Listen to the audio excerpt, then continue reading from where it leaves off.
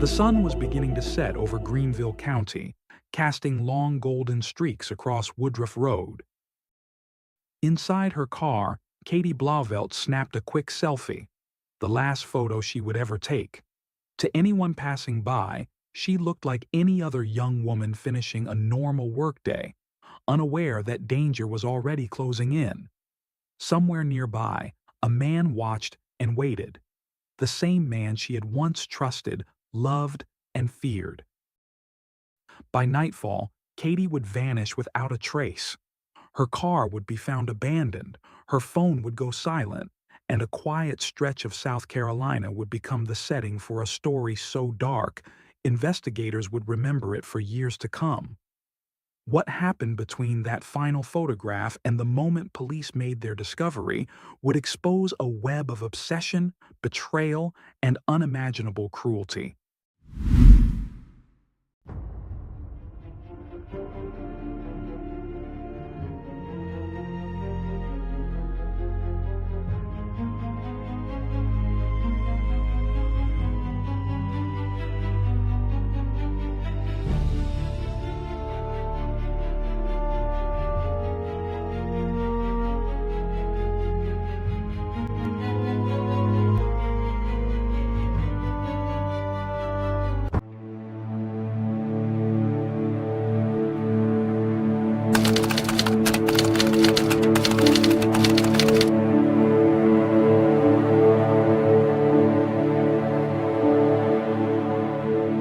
Catherine was born on August 8, 1994, in the quiet town of Mountville, South Carolina. Everyone called her Katie. She was the kind of person whose laughter seemed to brighten any room. Her family, her brother Brandon and sister Brittany, adored her warmth, her kindness, and her easy ability to make others feel seen. In her early 20s, Katie had dreams of serving her country and building a meaningful future. That dream began to take shape the day she met John Blauvelt. He was a local U.S. Army recruiter known around Simpsonville for his discipline, charm, and strong sense of leadership.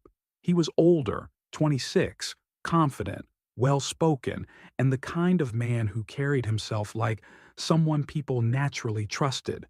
When Katie met him at a restaurant next to his recruiting office, it felt like fate. John represented everything she wanted to be a part of: purpose, stability, and pride in service. Encouraged by his guidance, she joined the Army in 2015, but her time in uniform was short. Just 2 months after enlisting, a spinal condition forced her into a medical discharge. She returned home discouraged, but John stayed by her side. Their connection deepened quickly, and within a year, they were married. Katie moved into John's house in Simpsonville, full of hope. She imagined cozy evenings, plans for children, and a home filled with love. But soon, the reality was far from what she expected. John's once admirable reputation began to show cracks. He started inviting high school students to their home, teenagers who saw him as the cool recruiter. What began as innocent hangouts turned into wild parties filled with marijuana, alcohol, and sometimes harder drugs. Katie, who had pictured herself building a peaceful family home, instead found herself surrounded by chaos. Among the regular guests was 17-year-old Hannah Thompson, a student at Hillcrest High School, the same school where John often recruited. Investigators would later describe Hannah as being completely infatuated with John. She followed him everywhere, doted on him, and seemed willing to do whatever he wanted, but her admiration came with resentment toward Katie. Those close to the situation would later say that Hannah hated her and made no effort to hide it. By early 2016, the tension became unbearable. Katie couldn't take the partying, the drugs, or the constant presence of teenagers in her home. She packed her things and left. Within weeks, Hannah moved into John's bedroom, as if stepping into Katie's place without hesitation. Then everything spiraled. On February 26, 2016, Hannah's father called the police. He hadn't seen his daughter in 2 weeks and was deeply concerned about her relationship with the much older recruiter. That night, officers arrived at John's house and found Hannah there. John was arrested and charged with contributing to the delinquency of a minor. That very same day, Katie filed a domestic violence report. She told authorities that a month earlier, during a heated argument, John had pointed a gun at her head. She had escaped unharmed, but terrified. Now, her complaint added another serious charge to John's growing list of offenses. The consequences came quickly. The Army launched an internal review and stripped John of his recruiting duties, a punishment that hit him where it hurt most. His income was cut, his career suspended, and his reputation shattered. The man who once held power and respect was now facing criminal charges and disgrace. John was furious. According to investigators, he began telling friends that Katie had ruined his life and that he wanted revenge. Meanwhile, the house that Katie had once called home became even darker. Teenagers continued to gather there, with no adults setting limits. 16-year-old Allie Somerville, a friend of Katie's, would later testify that John's house had turned into an all-day, everyday party. Marijuana, alcohol, LSD, and cocaine circulated freely. By October, Katie and John were officially separated. She had finally taken legal steps to protect herself. A restraining order barred John from contacting her. For the first time in months, Katie seemed to be reclaiming her peace. Her friends and family noticed the change. She smiled more, talked about her future, and even started to heal from the fear that had haunted her marriage. But behind the scenes, John's behavior was unraveling fast. Investigators would later uncover a series of internet searches from his phone that painted a terrifying picture of his mindset. In the weeks before Katie's death, he had been looking up things like how to sharpen a knife and what do I do when my wife dies. The searches weren't random. They were the early signs of a plan. October 23, 2016 was an ordinary Sunday for Katie. She woke up early and went to work at PetSmart on Woodruff Road in Greenville, a job she loved because she was surrounded by animals all day. Her co-workers described her as cheerful that afternoon, just like always. At around 2:15 p.m., she clocked out and left for the last time. She was supposed to meet friends later that evening but never arrived. When calls and texts went unanswered, her family grew alarmed. Katie wasn't the type to disappear or ignore people she loved. By nightfall, her parents reported her missing. What they didn't know was that earlier that afternoon, Hannah Thompson, the same teenage girl who had once lived in Katie's house and who was now deeply entangled with John, had driven him to Woodruff Road. According to arrest warrants, she dropped him off near Katie's workplace. Hours later, at 4:17 p.m., Katie's phone registered its final activity, a simple selfie taken inside her car. She looked calm, unaware. Her estranged husband was nearby, waiting in the shadows. At 5:03 p.m., John called Hannah. 1 minute later, he sent her a Snapchat message that said, "Check out your Snapchat." The message itself was deleted from his phone, but investigators believe it showed evidence of what had just happened, evidence too gruesome to ever recover. Not far from the city, on the outskirts of Simpsonville, an old abandoned farmhouse stood quiet and forgotten. The property had been empty for over 20 years, a place local kids used to explore out of curiosity. Katie knew it too. She had played there as a child. But on that October evening, it became the site of her final moments. Inside that farmhouse, John attacked her. Evidence later revealed that Katie fought back fiercely. DNA was found beneath her fingernails, proof of her desperate struggle to survive. But John was stronger. He overpowered her and stabbed her to death. After the murder, he dragged her body through a small basement window and shoved it into a rectangular concrete box in the center of the basement, a cold, hidden tomb. Then, methodically, he cleaned up and left. To cover his tracks, John drove Katie's car to a parking lot on Whitehorse Road and abandoned it there. Hannah followed in another car, helping him escape the scene. Surveillance footage from nearby businesses would later capture the exact moment Katie's vehicle was left behind, silent, lifeless, and alone. For 2 days, Katie's loved ones lived in agony. Her mother, Patricia, told reporters she felt a deep dread, as if she already knew something terrible had happened. Police had launched a full search, but with every passing hour hope faded. Then, in the early hours of October 26, 2016, came the discovery that would end the search and break everyone's hearts. Just after midnight, detectives received a call that led them to the abandoned farmhouse. A mutual friend of both Katie and John, named Wayne Roper, had gone there himself to look for her.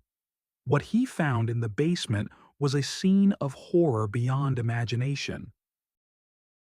Wayne later recounted how he had searched the upstairs rooms first, calling out her name, then descended into the basement.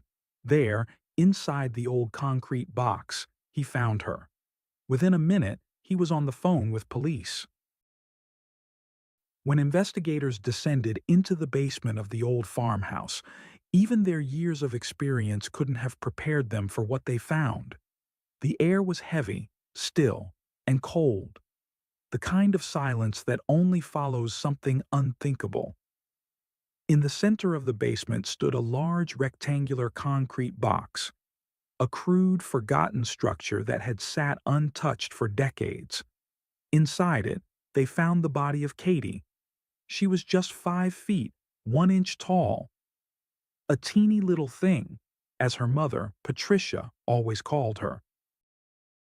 When Patricia learned what had happened to her daughter, the grief was beyond words. She was left hollow, struggling to understand how someone so kind and full of life could meet such a violent end. Katie had loved animals, laughter, and the simple joys of everyday life, and now she was gone. Detectives then turned to the person who should have been most affected, her ex-husband, John. But from the moment they approached him, something felt wrong. His demeanor was distant and unnervingly calm. He didn't ask where Katie had been found or what had happened to her. There was no visible sign of grief or disbelief. Only a detached response focused on himself. The investigators noticed the absence of any genuine emotion. It seemed as though John felt nothing at all. No sorrow, no regret, not even surprise. When investigators interviewed him again a week later, his coldness remained. He spoke of Katie with indifference, reducing her to a minor figure from his past rather than the woman he had married. It was clear to everyone in the room that something about his behavior didn't align with that of a grieving ex-husband. It aligned with that of a man hiding something much darker. When asked whether he had gone to the funeral home to see her body, he said he had, and that he'd brought Hannah Thompson with him. The statement stunned investigators. It wasn't just inappropriate. It showed a disturbing lack of boundaries and remorse. Still, suspicion wasn't enough. Detectives knew they needed hard evidence before they could arrest him. But before they could act, John made his next move, one that would turn the case into a years-long manhunt. He ran. Taking his red car, John vanished. Alongside him was 17-year-old Hannah Thompson, the same girl who had once idolized him, the same one who had helped orchestrate the events leading to Katie's death. For law enforcement, this was deeply alarming. If John had been capable of murdering his own wife, what would stop him from harming Hannah too?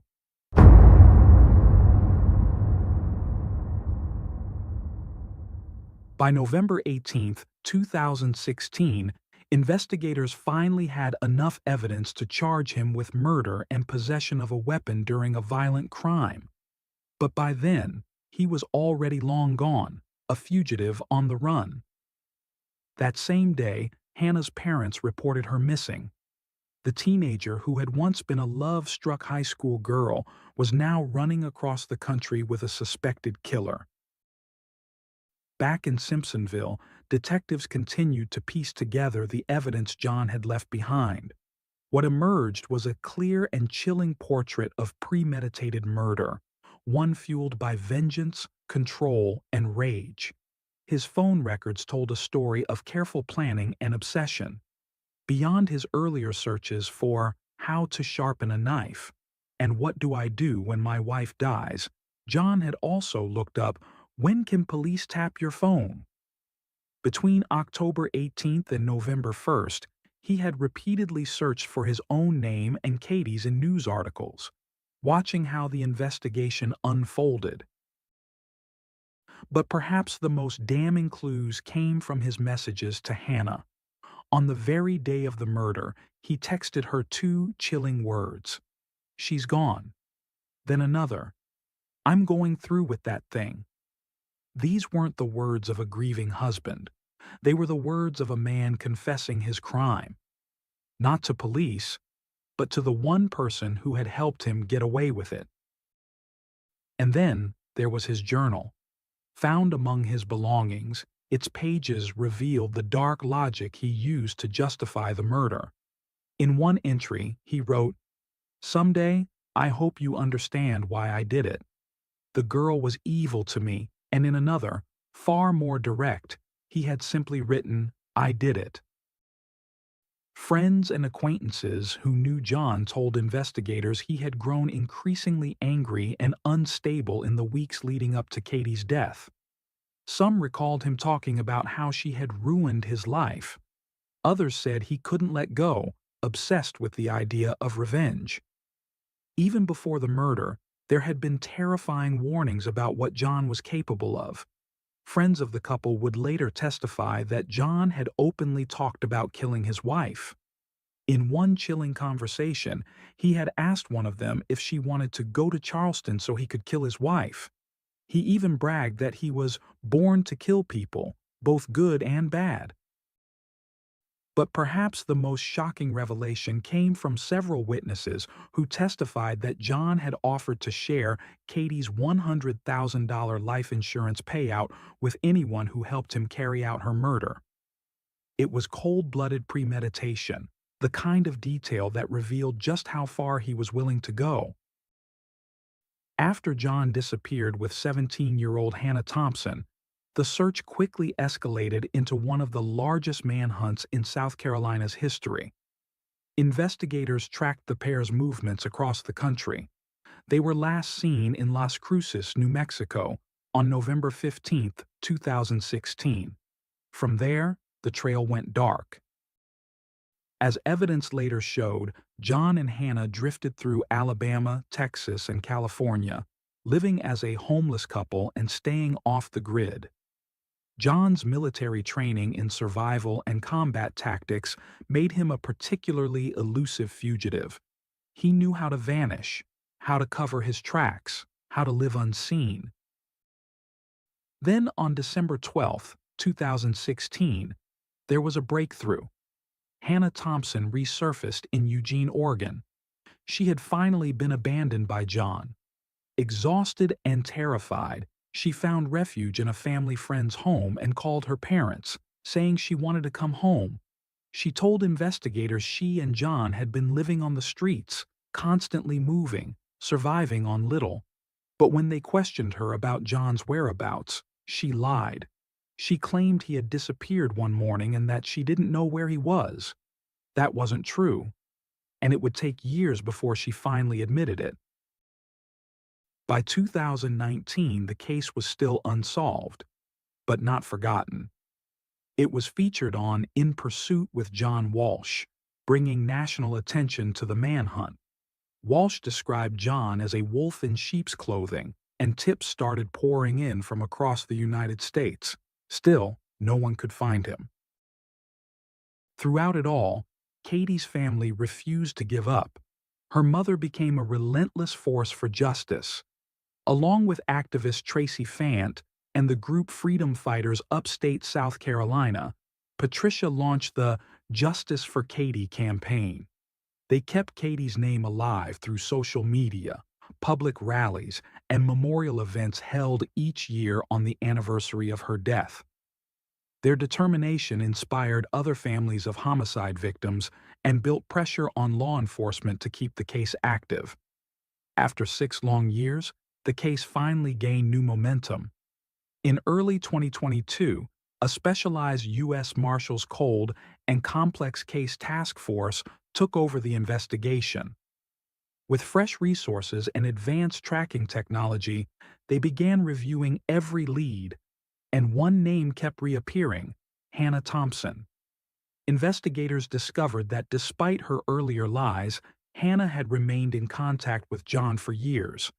Eventually, she agreed to cooperate and told them everything. Her information led the marshals to Medford, Oregon, where John had been living under a false identity, Ben Klein. They placed the home under surveillance.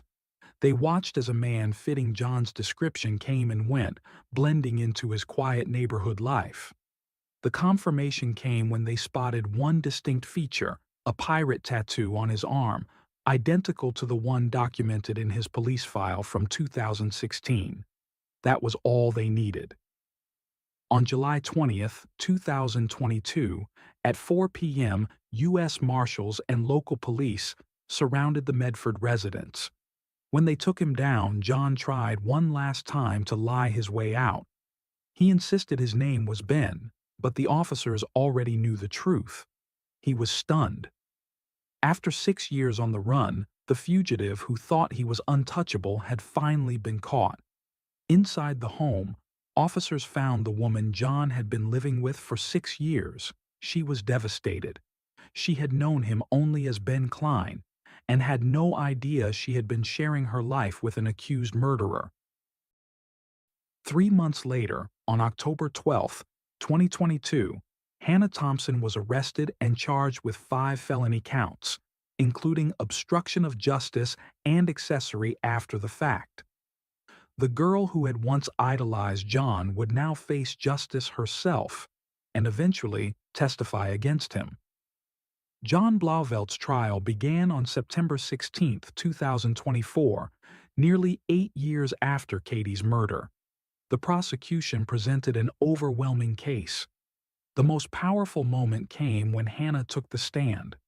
She told the jury that John had confessed everything to her: how he had killed Katie, how he had hidden the phone in water near the abandoned house, and how he had covered her blood with dirt. The defense tried to argue that police had fixated on John too early, claiming there was no definitive DNA evidence and that Hannah's story had changed over time. But the mountain of evidence, the Google searches, the journal entries, the text messages, left no doubt. John had planned every step. He had threatened Katie, obsessed over her, and even tried to profit from her death. On September 20th, 2024, after just 5 hours of deliberation, the jury returned its verdict: guilty on all charges. Judge's sentence: life in prison without the possibility of parole. Almost a year later, on August 21st, 2025, came the final twist. Hannah Thompson, once facing 55 years behind bars, struck a plea deal. She pleaded guilty to obstruction of justice and concealing a felony, and received only 3 years probation. For Katie's family, it was a devastating blow. Patricia called it a slap on the wrist and a punch in the gut. Even after the verdict, questions of fairness lingered. Hannah had helped a murderer evade justice, and yet walked free. But for Patricia and those who had fought alongside her, there was some solace in knowing that Katie's killer would never again see the outside world. The campaign for justice for Katie continues. not just for her, but for every victim whose story risks being forgotten.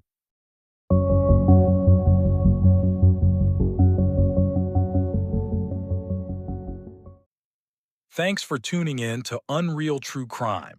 If you're intrigued by mysteries from around the world, check out our new channel, Latin Crimes, where we dive into the gripping true crime stories of Latin America. Don't miss out. Subscribe now for more thrilling investigations.